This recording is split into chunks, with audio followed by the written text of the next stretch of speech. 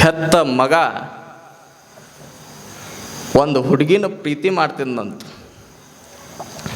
ಪೇಪರ್ದೊಳಗೆ ಬಂದ ಕತೆ ರೀ, ನಾನೇನು ಯಾವುದೋ ಒಂದು ಕಟ್ಟು ಕತೆ ಹೇಳಕತ್ತಿಲ್ಲ. ಒಂದು ಹುಡುಗಿನ ಬಹಳ ಚಲೋ ಪ್ರೀತಿ ಮಾಡ್ತಿದ್ದ ಅಂತ. ಯಾವಾಗ ಅಪ್ಪ ಬಹಳ ಖಡಕ್ಕಿದ್ನು, ಬೆರಕಿದ್ನು, ಅಪ್ಪಗೆ ಹೇಳಕ್ಕೆ ಸ್ವಲ್ಪ ಹೆದರಿದ. ನನ್ನ ಅಪ್ಪಗೆ ನಾನು ಪ್ರೀತಿ ಮಾಡೀನಿ ಅಂತ ಹೇಳಿದ್ರೆ ಅಪ್ಪ ಹೆಂಗೆ ಒಪ್ಕೋತಾನ? ನಮ್ಮಪ್ಪ ಒಪ್ಕೋಬೇಕಲ್ಲ, ಹೇಳೋದ ಬೇಡ ಅಂತ ಹೇಳಾರ್ದ ಹಂಗ ತಡದ. ಒಂದು ದಿನ ತಾಯಿಗೆ ಬಂದು ಹೇಳಿದ ಅಡಿಗೆ ಮನೆ ಒಳಗೆ, ಯವ್ವ ಹಿಂಗೆ ನಾ ಒಂದು ಹುಡುಗಿನ ಪ್ರೀತಿ ಮಾಡಾಕತ್ತೀನಿ, ಆ ಹುಡುಗಿನ ಮದುವೆ ಆಗಬೇಕಂತ ಮಾಡೀನಿ, ಆ ಹುಡುಗಿನ ಕಟ್ಕೋಬೇಕಂತ ಮಾಡೀನಿ, ಅಪ್ಪ ಒಪ್ಪತಾನೇನೇವ? ಅವಾಗ ಅವು ಅಂದ್ಲು, ನೋಡ್ರಿ ಮಗನ ಸಲುವಾಗಿ ಏನೆಲ್ಲ ತ್ಯಾಗ ಮಾಡುವಂಥ ತಾಯಿ. ಮಗ ಇದನ್ನು ಕೇಳಿದಾಗ ಅಪ್ಪ ಬೈಬೋದು, ತಾಯಿ ವಲ್ಲನಕ್ಕಾಗತ್ತೇನು? ತಾಯಿಯ ಒಳಗೆ ಬ್ಯಾಡ ಅನ್ನೋದು ಇತ್ತಂದ್ರೂ ನನ್ನ ಮಗನಿಗೆ ಬೇಜಾರು ಮಾಡಬಾರ್ದು ಅನ್ನೋದು ಒಂದು ಕಳಕಳಿ. ಯಾವಾಗ ತಾಯಿ ಅಂತಾಳ, ಆಯ್ತಪ್ಪ ನಿಮ್ಮ ಅಪ್ಪ ಒಪ್ಪಿದ್ರೆ ನೀ ಮದುವೆ ಆಗ. ಅವಾಗ ಒಂದು ಸ್ವಲ್ಪ ಅರ್ಧ ಖುಷಿ ಆದ, ಒಂದು 20%. ಅಪ್ಪ ಒಪ್ಪಬೇಕಲ್ಲ ಮೊದಲು. ಆ ಹುಡುಗಿ ಕಿರಿಕಿರಿ ಮಾಡಕತ್ಲು, ನಿಮ್ಮ ಅಪ್ಪಗೆ ಹೋಗಿ ಹೇಳು, ನಿಮ್ಮ ಅಪ್ಪಗೆ ಹೇಳಿಲ್ಲ ಅಂದ್ರೆ ನಿನ್ನ ಹೆಸರು ಮ್ಯಾಲ ಡೆತ್ ನೋಟ್ ಬರ್ದು ಸಾಯ್ತೀನಿ ನೋಡು ಅಂದ್ಲಕ್ಕಿ. ಅವಾಗ ಏನು ಮಾಡಕ್ ಬರ್ತದೆ ಈ ಜೀವ? ಅವನ ಸಲುವಾಗಿನ ಪ್ರಾಣವನ್ನು ಕೊಡುವಂತ ಈಕಿ ಸಲುವಾಗಿ ಪ್ರಾಣವನ್ನು ಕೊಡುವಂತ ಅವ ಒಂದು ದಿನ ಬಂದು ಹೆದರ್ಕೋಂತ ಬಂದು ಬಾಗಲ್ದ ನಿತ್ತ ಅಪ್ಪಗೆ ಹೇಳಕತ್ತ, ಯಪ್ಪ ಹಿಂಗೆ ಒಂದು ಹುಡುಗಿನ ಪ್ರೀತಿ ಮಾಡೀನಿ, ಸುಮಾರು 5 ವರ್ಷಗಳಿಂದ ಆ ಹುಡುಗಿನ ಮದುವೆ ಆಗಬೇಕು ಅಂತ ಮಾಡೀನಿ ಅಂದ್ಲು. ಯಾವಾಗ ಇಷ್ಟು ಮಾತು ತಂದೆ ಕೇಳಿಸ್ಕೊಂಡ, ತಂದೆಗೆ ಒಳಗೊಂದು ಮನಸ್ಥಿತಿ ಏನಂದ್ರೆ, ನನ್ನ ಮಗ ಭಾಳ ಚಲೋ ಹೆಮ್ಮರವಾಗಿ ಬೆಳಿಬೇಕು, ನನ್ನ ಮಗ ಬಹಳ ಎತ್ತರವಾಗಿ ಬೆಳಿಬೇಕು, ಚಲೋ ಮನೆಯ ಸೊಸೆಯನ್ನು ತಗೊಂಡು ಬಂದ ನನ್ನ ಮನೆ ಒಳಗೆ ಇಟ್ಕೋಬೇಕಂತ ತಂದೆಗೆ ಒಂದು ಆಸೆ ಅದು. ಆದ್ರೆ ಯಾವಾಗ ಹೆತ್ತ ತಂದೆ ತಾಯಿಗಳನ್ನು ಆಕಿ ಬಿಟ್ಟು ಬರ್ತಾಳಂದ್ರೆ ಮುಂದೆ ನಮ್ಮನ್ನ ಹೆಂಗ ಕಾಪಾಡ್ತಾಳ ಅಂತ ತಂದೆಗೆ. ಅವಾಗ ತಂದೆ ಅಂದ, ಇದಾಗಂಗಿಲ್ಲ, ನೀ ಸತ್ರು ಕೂಡ ಆಕಿಗಂತೂ ನಿನ್ನ ಕೊಡಂಗಿಲ್ಲ ಅಂದ. ಯಾವಾಗ ಅಪ್ಪ ಈ ಮಾತು ಬಿರುಸಿನಿಂದ ಅಂದ, ಆ ಮಗ ಅಂದ, ಆಯ್ತು ತಗೋ ನಾ ಏನು ಮಾಡ್ತೀನಿ. ಅವಾಗ ಅಪ್ಪ ಸ್ವಲ್ಪ ಬೆದರಿಸಿ ಕಳಿಸಿದ.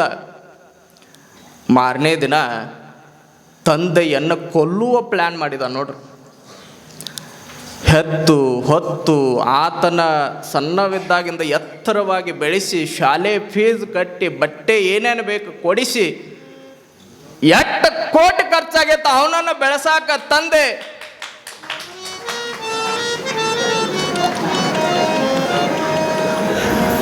ಅವ ಎದಕ್ಕೆ ತಟ್ಟ್ಯಾನಂತ ಗೊತ್ತೈತ್ರಿ ನನಗೆ. ಅಪ್ಪನ ಮೇಲೆ ಭಾಳ ಜೀವ ಅದನ್ರಿ ಅವ, ಅಪ್ಪನ ಮಗ, ಅದಕ್ಕೆ ಖುಷಿ ಆಗೈತ್ರಿ ಅವನಿಗೆ. ಹಿಂಗಿರ್ಬೇಕ್ರಿ ಮಕ್ಕಳು. ನಾನು ನೋಡಿ ನಾವು ದಿನ ಹಾಲು ತೊಗೊಂಬರ್ತಾನೆ, ಸೇವಾ ಭಾರಿ ರೀ ಅವಂದು. ಯಾವಾಗ ನೋಡ್ರಿ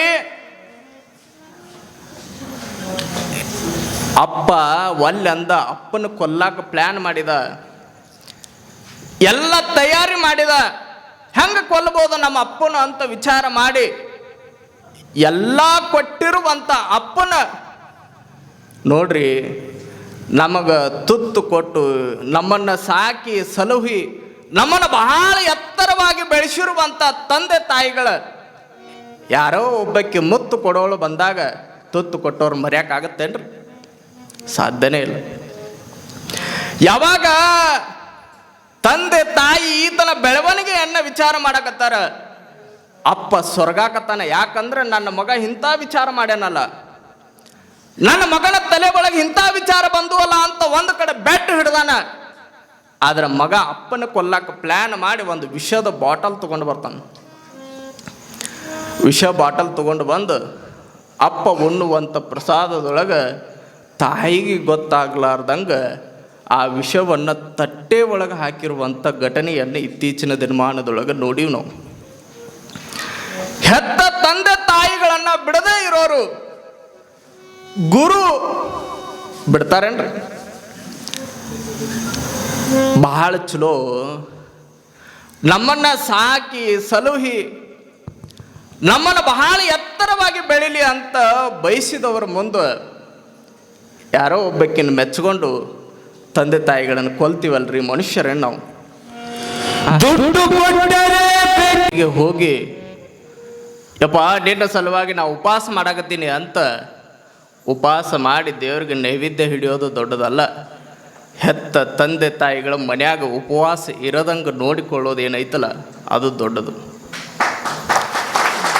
ನೋಡ್ರಿ, ಯಾವಾಗ ಸಿದ್ಧಾರೂಢರಿಗೆ ಮೈಯೆಲ್ಲ ವಿಷ ಏರಿ ಶಯನ ಮಂದಿರದೊಳಗೆ ವಿರಾಮವನ್ನು ಮಾಡ್ಯಾರ. ಒಂದಿಷ್ಟು ಮಲ್ಕೊಂಡಂಥ ಸಂದರ್ಭದೊಳಗೆ ಎಲ್ಲರೂ ಹೊರಗೆ ಮಾತಾಡಕತ್ರು, ಸಿದ್ಧಾರೂಢರು ಹೊಕ್ಕಾರ ಅಂತ.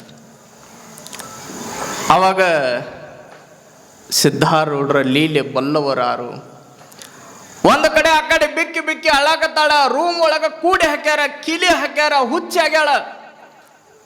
ಆಕಿನ ಕೊಲ್ಲಬೇಕಂದ್ರೂ ಕೂಡ ಸಿದ್ಧಾರೂಢರು ಬ್ಯಾಡ್ ಅಂದಾರ. ಸಿದ್ಧಾರೂಢರು ಅಂದ್ರಂತ ಆಕಿ ನನ್ನ ತಾಯಿ ಇದ್ದಂಗ ಹೋಗಿ ಭೇಟಿಯಾಗಿ ಬರ್ತೀನಿ ಅಂದ್ರಂತ. ಮೈಯೆಲ್ಲ ವಿಷವನ್ನು ತುಂಬಿಕೊಂಡು ನೀಲಕಂಠನ ಹಾಗೆ ಇರುವಂಥ ಸಿದ್ಧಾರೂಢರು ವಿಷ ಹಾಕಿರುವಂಥ ತಾಯಿಗೆ ಭೇಟಿಯಾಗಿ ತಾಯಿಯ ತಲೆಯ ಮೇಲೆ ತಮ್ಮ ಹಸ್ತವನ್ನು ಇಡ್ತಾರಂತ. ಹುಚ್ಚಿದ್ದಕ್ಕೆ ತಾಯಿ ಮತ್ತೆ ಸೀದಾತ್ಲಂತ ನೋಡ್ರಿ. ಏನೋ ಹುಚ್ಚು ಹಿಡ್ದಿತ್ತಲ್ಲ ಹೋಗೇ ಬಿಡ್ತದ. ಸಿದ್ಧಾರೂಢರು ಬರ್ಬರ್ತ ತಮ್ಮ ಶರೀರವನ್ನು ಮತ್ತೆ ಚಲೋ ಮಾಡ್ಕೊಳಕತ್ರ. ವಿಷ ಏರ್ಲಿಲ್ಲಂತ ತಮ್ಮ ದೇಹಕ್ಕೆ. ಯಾಕಂದ್ರೆ ಶಿವನಿಗೆ ಅರ್ಪಣೆ ಮಾಡಿಬಿಟ್ಟಿದ್ರು, ಶಿವ ಸ್ವರೂಪರಾಗಿದ್ದರು. ಅದಕ್ಕಾಗಿ ಯಾರಿಗೂ ಕೆಟ್ಟದ್ದು ಮಾಡಕ್ಕೆ ಹೋಗ್ಬೇಡ್ರಿ. ಯಾರಿಗಾದ್ರೂ ಕೆಟ್ಟದ್ದು ಮಾಡಕ್ಕೆ ಹೋದ್ರಿ ಅಂದ್ರೆ ಅದಕ್ಕಿಂತ ಮೊದಲು ನಿಮಗೆ ಕೆಟ್ಟದ್ದು ಆಗ್ತದ ಅನ್ನೋದು ತಲೆ ಒಳಗಿರಲಿ. ಟ್ರೈನ್ ಒಳಗೆ ಇಬ್ಬರು ವ್ಯಕ್ತಿಗಳು ಹೊಂಟಿದ್ರು. ಇಬ್ಬರು ಹೋಗುವಾಗ ಟಿಕೆಟ್ ತೆಗ್ಸಿದ್ದಲ್ಲ ಅವರು. ಬಸ್ ಒಳಗೆ ಕೇಳಿದ್ರು, ಬಸ್ ಪ್ಯಾಕ್ ಆಗಿದ್ದು. ಟ್ರೈನ್ ಒಳಗೆ ಟಿಕೆಟ್ ತೆಗಿಸ್ಬೇಕಂತ ಟ್ರೈನ್ ನೋಡ್ತಾರೆ, ಟ್ರೈನ್ ಒಳಗೆ ಪ್ಯಾಕ್ ಆಗ್ಯಾವ. ಇನ್ನು ಏನು ಮಾಡೋದು ಅಂತ ವಿಚಾರ ಮಾಡಿ ಒಂದು ಡಬ್ಬಿ ಒಳಗೆ ಫುಲ್ ಜನ ಪ್ಯಾಕ್ ಆಗಿತ್ತು. ಬಾಗ್ಲ ಹಿಡ್ಕೊಂಡು ನಿಂತಿದ್ರು. ಅವಾಗ ಅದ್ರೊಳಗೆ ನುಗ್ಗಿ ಹೋಗ್ಬಿಟ್ರೆ ಹೋಗ್ತೀವಿ ಬಿಡ ಅಂತ ತಿಳ್ಕೊಂಡು ಇಲ್ಲೇ ಹುಬ್ಬಳ್ಳಿಯಿಂದ ಬೆಂಗಳೂರಿಗೆ ಹೊಂಟಿದ್ರು. ಹುಬ್ಬಳ್ಳಿಯಿಂದ ಬೆಂಗಳೂರಿಗೆ ಹೋಗುವಾಗ ಟ್ರೈನ್ ಟಿಕೆಟ್ ತೆಗ್ಸಿಲ್ಲ. ಒಳಗೆ ಹೋಗಿ ಬಾಗಲ್ದಾಗ ಕೈ ಹಿಡ್ಕೊಂಡು ಇಬ್ರು ನಿಂತಾರ. ಅವಾಗ ಒಬ್ಬ ಗೆಳೆಯ ಅಂದ, ಏನು ಇಟ್ಟು ರಶ್ ಐತು, ಇಟ್ಟು ಪ್ಯಾಕ್ ಆಗೈತ, ಜನ ಎಲ್ಲ ತುಂಬಿ ಬಿಟ್ಟಾರ, ಹೆಂಗೋ ಅಂದ. ಮತ್ತೆ ಬೆಂಗಳೂರು ತನಕ ಹಿಂಗೆ ಹೋಗ್ಬೇಕಂದು ನಿದ್ದೆ ಮಾಡ್ಲಾರ್ದ. ಅವಾಗ ಅವ ಅಂದ, ಬೆರಿಕಿದ್ ನಾವು ಇನ್ನೊಬ್ಬ. ಅವ ಅಂದ, ನನ್ನ ಕಡೆ ಒಂದು ಉಪಾಯ ಐತೆ ಅಂದ. ಏನು ಉಪಾಯ? ನಾನು ಹಾವು ಬಂತು ಅಂತೀನಿ, ನೀ ಇಲ್ಲೇ ಬಂತು ಅನ್ಬೇಕು ನೋಡು ಅಂದ. ಅವಾಗ ಒಳ್ಳೆ ಉಪಾಯ ಐತಿ ಬಿಡಿದ ಅಂತ ಅವ ಒಬ್ಬ ಗೆಳೆಯ ಅಂದ. ಹಾವು ಬಂತು ಅಂದ. ಇವ ಇಲ್ಲೇ ಬಂತು ಅಂತ ಜುಗದೆಲ್ಲ ಓಡಾಕತ್ತು ನೋಡ್ರಿ. ಏನು ಬೋಗಿ ಇತ್ತು, ಆ ಡಬ್ಬಿ ಇತ್ತು, ಅದು ಡಬ್ಬಿ ಖಾಲಿ ಆಗ್ತದ. ಯಾಕಂದ್ರೆ ಹಾವು ಬಂದತ್ತು. ಎಲ್ಲ ಖಾಲಿ ಆಗಿ ದಿಕ್ಕ ತೋಚಲಾರ್ದಂಗ ಹಂಗ ಎದ್ದೋ ಬಿದ್ದೋ ಅಂತ ಓಡಾಕತ್ತು. ಎಲ್ಲ ಡಬ್ಬಿ ಖಾಲಿ ಆತು. ಅವಾಗ ಇವ ಅಂದ, ಏನು ಉಪಾಯ ಮಾಡಿ ಓ ಗೆಳೆಯ? ನನ್ನ ತಲೆ ದೊಡ್ಡದ ಬಿಡ. ಏನು ಕದ ಹಾಕ ಮಸ್ತ್ ಕುಡ್ಕೊಂತ ಮಸ್ತ್ ಟ್ರೈನ್ ಒಳಕೊಂತ ಬೆಂಗಳೂರು ಹೋಗೋಣ ಅಂದ.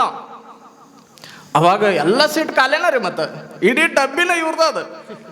ಅವಾಗ ಮಸ್ತ್ ಕದ ಹಾಕಿ ಒಳಗೆ ಮಸ್ತ್ ಮಕ್ಕೊಂಡ್ರು ನೋಡ್ರಿ. ಒಂದೊಂದು ಸೀಟ್ ಒಬ್ರೊಬ್ರು ಹಿಡ್ಕೊಂಡು ಆರಾಮ ಮಕ್ಕೊಂಡ್ರು. ಬೆಳಗ್ಗೆ ಒಬ್ಬ ಹಿಂಗೆ ಡೋರ್ ಬಡಿಯಾಕತ್ತ, ಯಾರದಿರಿ ಕದ ತೆಗಿರಿ. ಅವಾಗ ಬಂದು ಕದ ತೆಗದ, ಇಟ್ಟು ಬೇಗ ಬೆಂಗಳೂರು ಬಂತೇನ ಅಂದ. ಎಲ್ಲಿ ಬೆಂಗಳೂರು ಬರ್ಬೇಕ್ರಿ? ರಾತ್ರಿ ಈ ಡಬ್ಬಿ ಒಳಗೆ ಬಂದಿತ್ತಂತ, ಇದನ್ನ ಇಲ್ಲೇ ಬಿಟ್ಟು ಮುಂದಿನ ತೊಗೊಂಡು ಹೋಗ್ಯಾರ ಅಂದ. ಇನ್ನೊಬ್ಬರಿಗೆ ಕೆಟ್ಟದ್ದು ಮಾಡಕ್ಕೆ ಹೋದ್ವಿ ಅಂದ್ರೆ ಮೊದಲು ನಮಗೆ ಕೆಟ್ಟದಾಗ್ತದ ಅನ್ನೋ ತಲೆ ಒಳಗೆ ಇರಲಿ. ಅದಕ್ಕಾಗಿ ಸಿದ್ಧಾರೂಢರಿಗೆ ಯಾರ ಕೆಟ್ಟದ್ದು ಬಯಸಿದ್ರು ಕೂಡ, ಅವ್ರಿಗೆ ಕೆಟ್ಟದಾದರೂ ಕೂಡ ಮತ್ತು ಅದನ್ನು ಆರಾಮ ಮಾಡಿರುವಂಥ ಶಕ್ತಿ ಸಿದ್ಧಾರೂಢರ ಕಡೆ ಇತ್ತು ಅನ್ನುವಂಥ ಮಾತುಗಳನ್ನು ಈ ಸಂದರ್ಭದಲ್ಲಿ ಹೇಳ್ತಾ, ಒಂದು ಗಾಯನ ಐತಂತ ಇವತ್ತು ಸ್ವಲ್ಪ ಒಂದು 5 ನಿಮಿಷ ಮುಂಚಿತವಾಗಿ ಮುಗಿಸ್